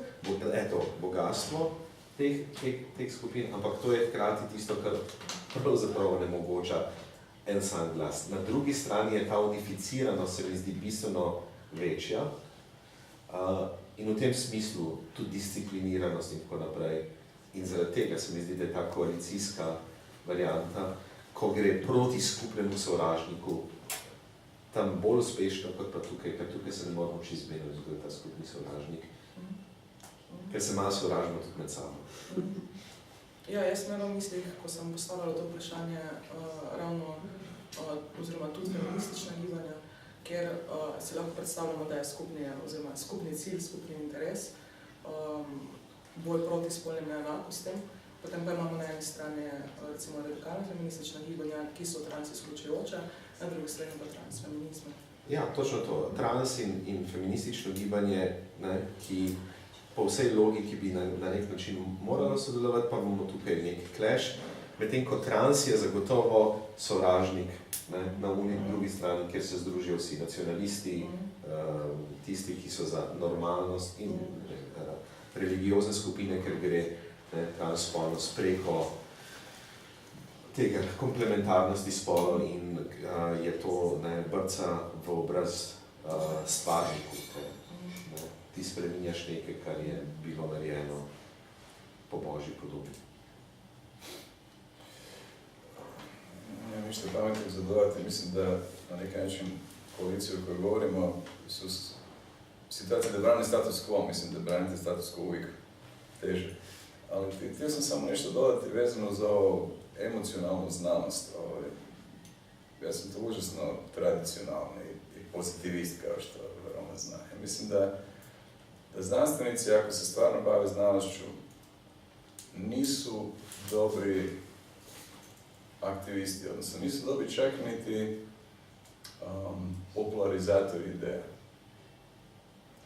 Zato postoje ljudi koji razumiju znanost, koji razumiju život i koji znaju kako koristiti javni govor i koji mogu biti autentični i emocionalni, ali ne mora istovremeno schizoidno razmišljati da li ono što su rekli je znanstveno zapravo neprihvatljivo. A meni se čini da svaki, kažem, užasno konzervativan stav, potpuno sam svjestan, da svaki pravi znanstvenik negdje mora imati tog nekog čudnog čovječulka na ramenu koji mu kaže jesi li sad rekao previše, nešto što ne stoji, što zapravo ne možeš potkrijepiti podacima. Ja mislim da je on užasno važan za znanstvenika, ali to je nešto što u javnoj debati je loše. No, ja mislim da je drugi čovječuljak koji je na drugom ramenu onaj koji te u biti uopće pute da te nešto tako jako zanima da to istražuješ. Dakle, mislim, strast u znanosti je ono što je osnovni pokretač tebe. I to ne govorimo o društvenim znanostima. Ono što te drže budnog po noći kad tražiš još jedan eksperiment u biologiji ili u fizici. To nije isti čovječuljak, to su dva različita. To su dva različita. Apsolutno. Ali strast u znanosti je pokretačka snaga znanosti i ja mislim da dobrog znanstvenika bez strasti nema. I ne vidim zašto bi se društvene znanstvenice morale nekako distancirati i slušati samo ovog jednog. Nismo se razumije, ali ne govorim distancirati daleko od toga, samo govorim o tome da dobri društveni znanstvenici koji će vjerojatno također biti angažirani, jer na kraju krajeva nešto misle o svijetu u kom žive, često nisu najbolje osobe koje će iskazivati stav, koje će biti angažirane u svakodnevnoj borbi, dijalogu, što god. No, mislim da uopće moraju biti angažirani. Ja samo govorim da ne treba svoju strast do predmeta istraživanja negirati. Ne mislim uopće da mora ta strast biti izražena u aktivističkom pristupu. Ne nužno. Ja bi se kar navezala na to temo, ki se je vam odprla in bi ostala v tem kontekstu afekta v povezavi z znanostjo in znanstvenim delovanjem, to je tudi moje zadnje vprašanje. In sicer me zanima, kako tovrstno raziskovanje in tako konstantno prebiranje in neko poglobljeno obravnavanje, analiza in interpretacija podatkov vplivajo na raziskovalko, na raziskovalce. Skratka, zanima me, sama se predstavljam, če bi se lotevala teh tem na tako zelo poglobljen način, bi bila zelo strastna. Zanima me, kakšne so tiste na nek način preživetvene strategije, če so potrebne.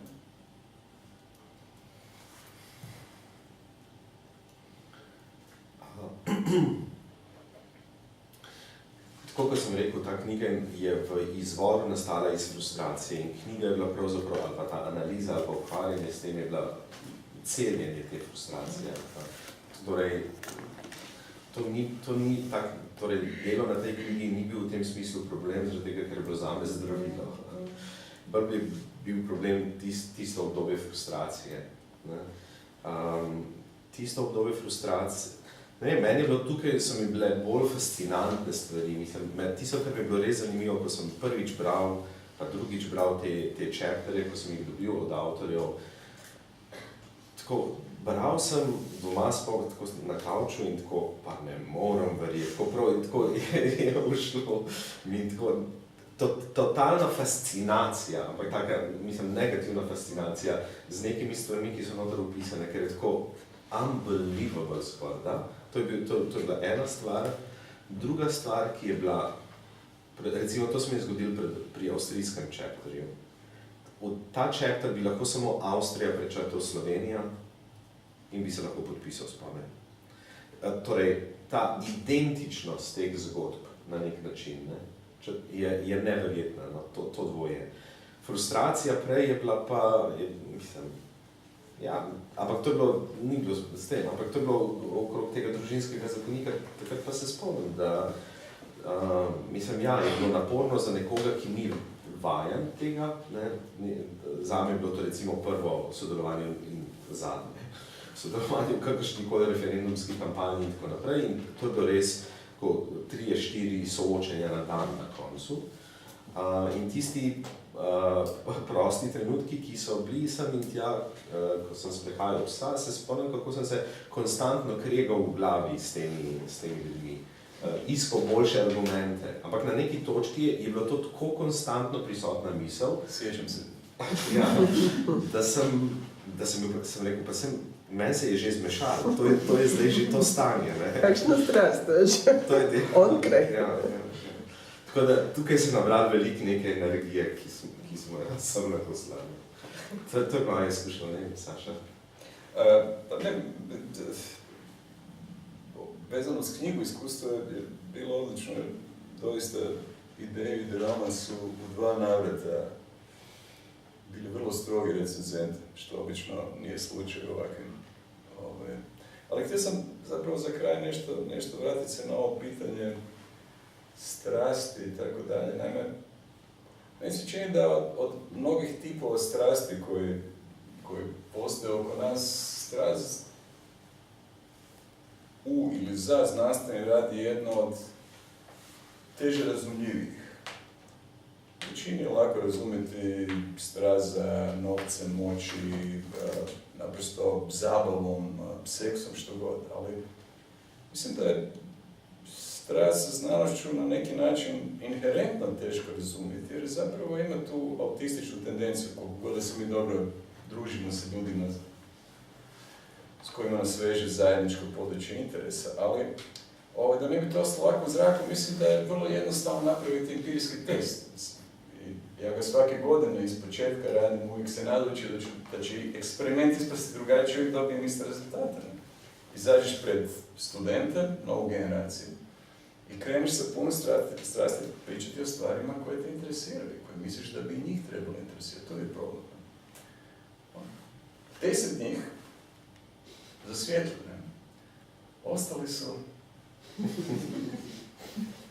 I 10 je puno zapravo.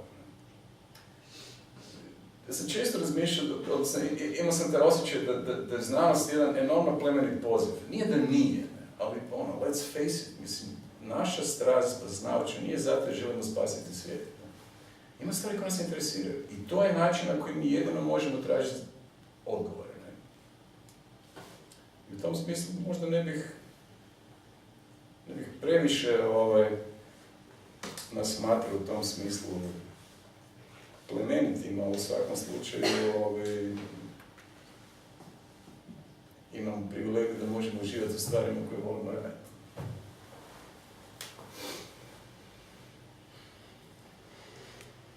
Težno vprašanje, komentar?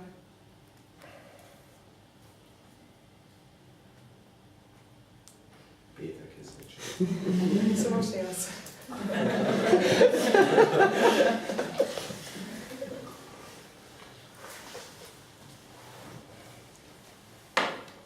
A še zdržimo eno kratko vprašanje. Eno kratko. Kratko. Okay. Kako to vrstni diskurzi in skupaj s tem nekim relativnim neučinkovitim odzivanjem na nje vplivajo na porajanje oziroma utrjevanje izrazito marginaliziranih pozicij tistih, ki jih z referenco na Kate Bornstein lahko pojmenujemo kot nove spolne in seksualne odpadnice, odpadniki. Tudi tekom slovenske kampanje smo slišali recimo govor o queer seksualcih, karkoli že to pomeni. Skratka, zdi se, da se nek največji bes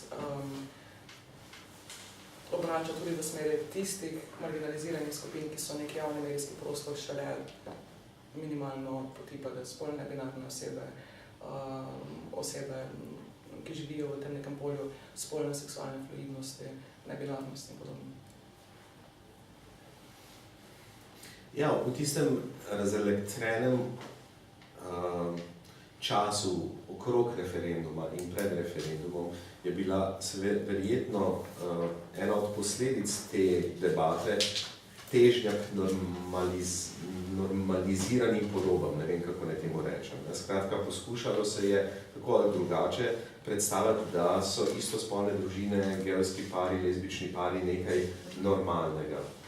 In transspolne osebe, ki so neka za večino nova zgodba, so bile v tej zgodbi lahko razumljene kot moteč element, ker odpirajo še neka nova vprašanja in je preveč zapleteno in tako naprej. In tukaj slovenski primer ni bil pravzaprav, meni se zdi, edini, kjer je do tovrstnega kleša pravzaprav, ne, znotraj skupnosti prišlo.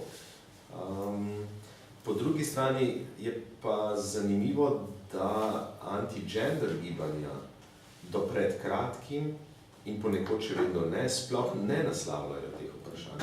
V bistvu jih ne prepoznavajo še kot dovolj mainstream izpostavljena vprašanja, da bi jih naslavljali. Recimo v Franciji, ko so imeli razpravo o nekem zakonu za transspolne osebe, se Manif pour tous sploh ne oglasi. Ne? Čeprav hkrati pa to teorijo spola razlagajo, najpogosteje, kar prebereš na spletnih straneh, kaj je teorija spola, to, da lahko spremeniš spol večkrat na dan. Kar gre bistveno bližje transspolnim temam kot istospolnim družinam ali pa abortusom ali pa kaj podobnega. Tako da, ampak jaz mislim, da zdaj, ko je seveda papež naslovil transspolne osebe kot nekaj, kar gre proti tej, kaj že govori on, ekologija, naravna ekologija, kaj že. Skratka, da je treba ne skrbeti za naravo in da je treba skrbeti tudi za naravo človeka. Prosim? Integralna ekologija. Ne, ja, skratka uporablja to ekologijo. In ta narava človeka je seveda, da v fizičnem smislu ne interveniraš v telo, ker ne tak, kot si te naredil. Mislim, treba je ohraniti torej te gozdove v Amazoniji, ne, in moškega in žensko takega kot sta. Zdaj, kakšno vprašanje? Roman je x-krat prišel na njegovo očitno dramatično točko, to je referendum. Prva, najbolj enostavna reakcija na to je, da kaj, če bi mi že vzeli, se veže tudi deloma na to, o čemer je Saša govoril, to možnost ljudem, da o tovrstnih vprašanjih odločajo. V Sloveniji je mogoče našteti lepo število referendumov, kjer je mogoče dokazati, kar je hudo reči, seveda v slovenskem prostoru, ker imamo v tem ustvarjeno mnenje, da je parlament, kakorkoli je že omejen, bolj razsvetljen, bolj liberalen, kot smo mi, ko smo povprašani. Mi s 80% praviloma povemo, da pozabite, ne bo teh prostorov svobod. To zmore celo parlament narediti. Torej, lahko komentiraš, pa ti bom takoj nastavil še seveda kavl, ko sem jaz o tem razmišljal, ker sem se z demokracijo pač ukvarjal kar nekaj časa, mi je prišla na mizo seveda situacija, ki je Finska. Tam imamo situacijo, kjer equal marriage law pride skozi, seveda skozi neposredno demokracijo v parlament in kjer se zbere ta anti-gender linija in proba vršiti ta zakon z enako inicijativo. In imaš parlament, ki reče, ne, hvala, o tem smo odločili, mi tega ne bomo potrdili. Ne vem, koliko ti je to znano, ampak odpira vprašanje demokracije, vprašanje neposredne demokracije, ki vsaj v mojih očeh postaja z novimi mediji prvič mogoča, jaz raje kot o permisivnosti, tukaj govorim o liberalnosti, to je posebna diskusija, ampak omogoča širša polja svobode, a se jih bojimo, je vprašanje, ki je zadaj. Jaz mislim, da je do določene mere to tudi vprašanje neke politične kulture. Kaj hočem s tem reči? Pri obeh referendumih, in ja, sta moja boleča točka, so javnomnenjske raziskave, torej na reprezentativnih vzorcih, kazale isti glas, kot ga je izrekel parlament. Obstajala je podpora za oba dva zakona, ampak referendum pa seveda potem ni javnomnenjska raziskava, ampak na Tam se nam pa potem vedno zgodijo ekstremi. Pridejo tisti, ki so zelo za in tisti, ki so zelo proti. In vmes imamo en prazen prostor. Na Finskem ne vem, kako je s tem praznim prostorom vmes. Ampak, če sem prav razumel vprašanje, če se skratka jaz kaj strinjam, da to sploh ne bi bile teme, ki bi šle na referendum. To je resno vprašanje. Po mojem celo v slovenski ustavi rešeno. To je vprašanje, ki se je takrat pojavljalo, se je šlo dvakrat na ustavno sodišče, ampak tako kot je znanost, ni objektivna, ne, tudi ustavno sodišče ni nepolitično. In je pač odločilo tako, kot je odločilo. In jaz se strinjam, da je to vprašanje v ustavi rešeno. Ampak in da je bilo obakrat, ne obakrat, saj enkrat, ne, z 2001 z umetno oploditvijo, tem referendum povoženo. Skratka, o vsem tem se mi sploh ne bi pogovarjali, če bi sledili temu, kar tam noter piše. V vseh treh primerih je šlo za zaščito neke manjšine. In vedno je o tem odločala večina. In tukaj se mi zdi, da je ta osnovni demokratični princip bil postavljen na glavo. Ali pa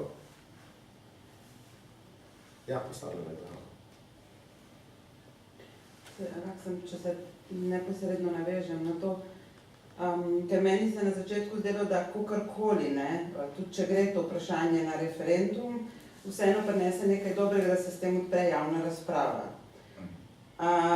Potem se mi je pa začelo postavljati vprašanje, če ravno take vrste razprave ne naredi temi več škode kot koristi, ker je ravno to, omeji se na tiste 3 tedne, kjer je glavni fokus na pro and kontra in kjer je pa v našem primeru kontra bil zelo glasen, agresiven in je dejansko povozil argument, neko razumno diskusijo in tako dalje. V primerjavi kot s tem, kot je recimo primer Irske, kjer je šlo za čisto nekaj drugega, kjer je šlo za nek postopen diskurs, kjer se je poskušalo te teme približati vsakodnevnemu življenju in tako dalje. Ne vem, kako se ti zdi, da so oba referenduma naredile, če lahko tako rečemo, dejansko več škode, dodatno škodo tem vprašanjem, ali pa pač. Ne, jaz bi celo rekel, da ne. Jaz mislim, da oba referenduma sta bila pravni poraz, v tem smislu, da določena zakonodaja ni bila sprejeta, čeprav to, kar se je zgodilo po drugem referendumu, ta isti obrat, ki se zgodi na Hrvaškem pravzaprav, tam referendum je tudi sprejet, pa v pol leta je potem sprejeta zakonodaja o istospolnih partnerskih zvezah, ki skoraj da izenači. In v našem primeru se zgodi, da tisto, kar je kako je že bilo na prvem referendumu padlo, je potem po drugem referendumu, ko pade, sprejeto z tem zakonom Skratka, je imel tudi pozitivne učinke v smislu pravnih sprememb, ampak v smislu družbenih sprememb pa bi rekel, da kakorkoli je bila ta debata krvoločna in namestoma grozljiva in zelo polarizirana in tako naprej, se mi zdi, da je vendarle v družbenem smislu bila to zmaga za te skupine in za to temo. Zaradi tega, ker sem sam videl, kako je ta tema postajala mainstream.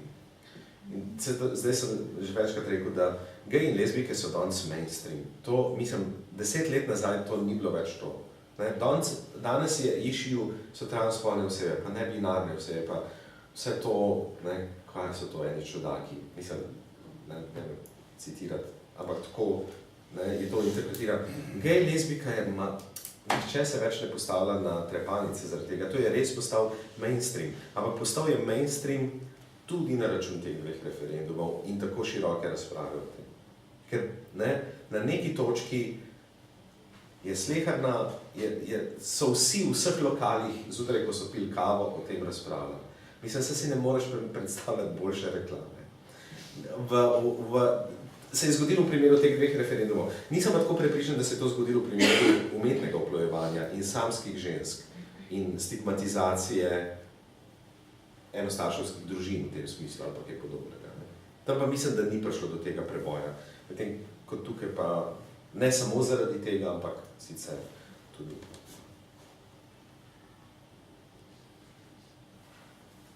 Jaz bi samo še nekaj dodal. Zdi se mi, da je problem, ki se mi, da ste vi že načeli, da dejansko liberalni ljudje postajajo konservativni, ne? Da se v bistvu nekaj, osebno sem imel tudi izkušnjo v tem drugem referendumu, kot asistent na Filozofski fakulteti sem pač obravnaval pri leksikologiji temo definicija družine, slovarska definicija družine, se zgodi pač nek negativen odziv in kaj me je presenetilo, da so v bistvu kolegi, ki se deklarirajo kot levičarji, rekli, kaj si provociral, zakaj, oziroma pač to stališče me je v bistvu veliko bolj šokiralo kot stališče ljudi, ki se v bistvu deklarirajo kot desničarji, ne.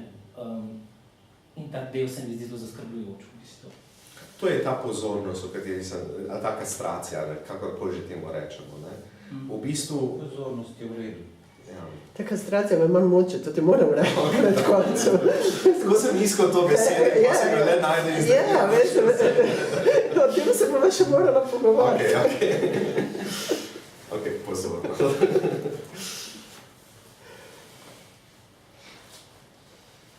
Še kakšno vprašanje? Ne. Ok. Meni se zdelo, da je bil to en izmed najlepših možnih načinov, kako preživeti tako večer. Se morate končati. Zahvalila bi se gostoma za pogovor in vsem vam, ki ste se tega dogodka udeležili.